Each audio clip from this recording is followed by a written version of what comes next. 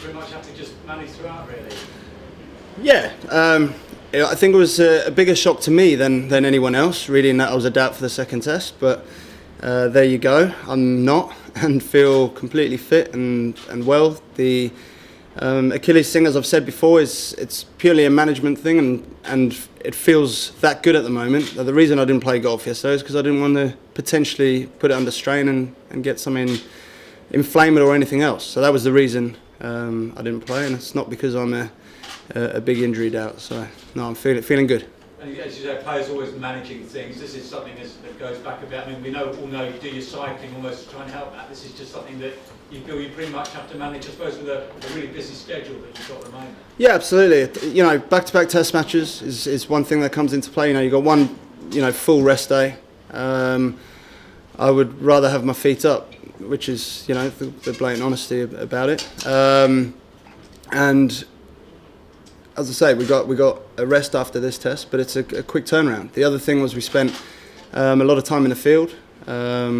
It's pretty tense, so as I say, a day off the feet was what was needed. Have you come down yet from what happened in an amazing test match, and there was so much over the 5 days? Yeah, it was. The emotions now. Yeah, it's pretty special game. I have to say, it was amazing to watch, but even better to have been a part of. Obviously great that we could get over the line in the end. Not sure I could take 4 more games like that. I don't think the heart would put up with it.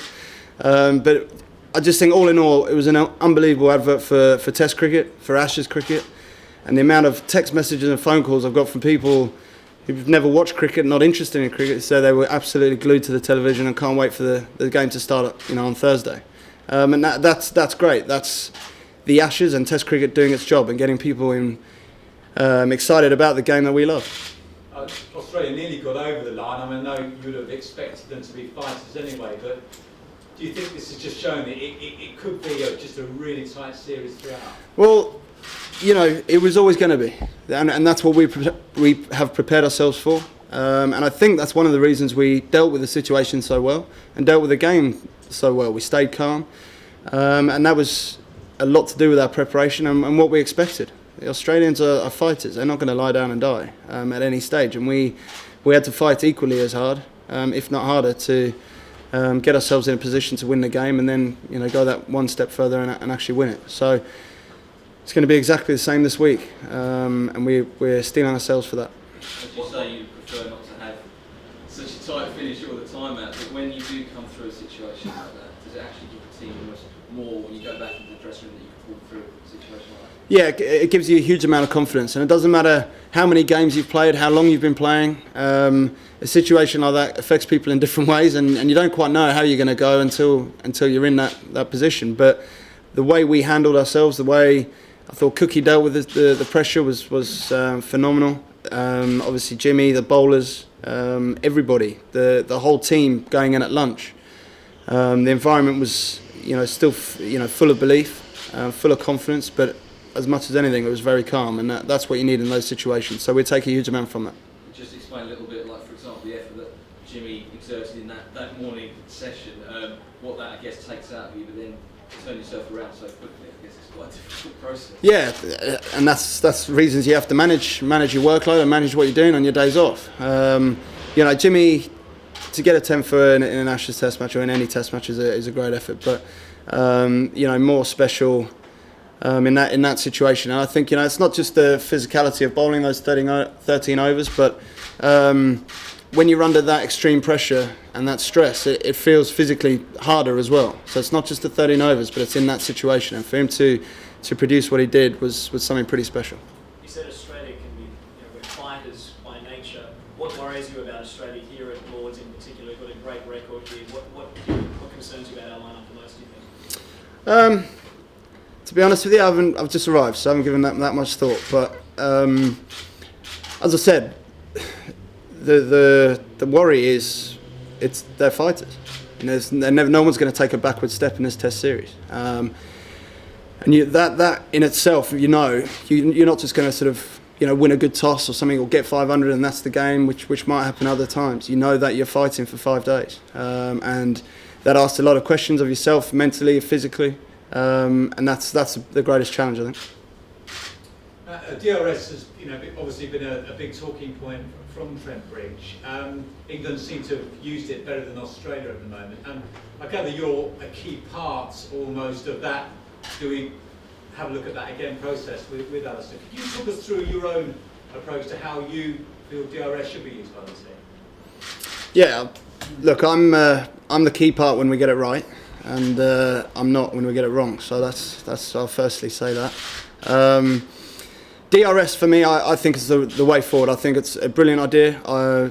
As a team, we're fans of DRS. But the one thing I'd say personally is that if we're going to use DRS, all technology needs to be available for every series. And once it goes up, once the decision is reviewed, you need to make sure that we get finally the right decision. That's all anybody wants. That's what the players want. Whether it goes for you or against you, it's irrelevant. You just want, once you've taken the time out of the game, you review the decision, the right decision needs to be made at the end. So, as long as we get that right, then, I'm a big fan of DRS. And it's the ones that you've got to be so sure about rather than the marginal ones. I mean, maybe an LBW. And I think you've got to get that right. As players, you've got to get that right and get that in your head. DRS is not there to try and sneak a wicket that you may not have got another time. That's not the point of it. The point of it is to try and eradicate any sort of glaring errors that could potentially happen. So if you're adamant that he hasn't hit a ball, for example, that LBW, then that's when you would review it. But it's not a marginal decision that you're going to get turned over. And I think once you get that right, then that. Actually, there are very few decisions that are wrong, and there are very few times that you have to review. Last couple. The heat here has changed conditions somewhat. Even Trent Bridge traditionally swinging, it was dusty and low.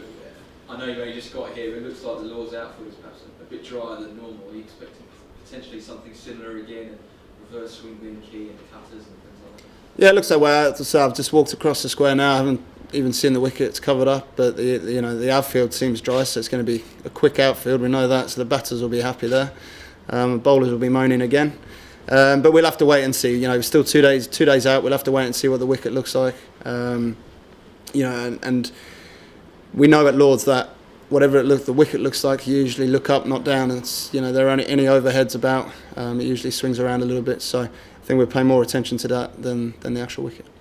Has there been any chat in the English dressing room about the divisions in the Australian squad? There's been a change of coach a few days out from the first test today. The former coach suing Cricket Australia. Have you been paying much attention to that at all? No, none whatsoever, to be honest with you. The Australian side having to deal with all these off-field distractions? I would have absolutely no idea. For us, I know you're going to look at me and smile and straight back, but quite honestly, we have our own things to worry about. We've got our own, making sure that our team's right and we're playing the best we can play. We know that we haven't played to the best of our abilities in that last Test match, and that's what we want to do. We want to, hit our straps and focus, entirely on getting our skills right. And the minute you take your focus off that is when you come undone. So I think it's really important that we maintain our focus on our dressing room and making sure that's right.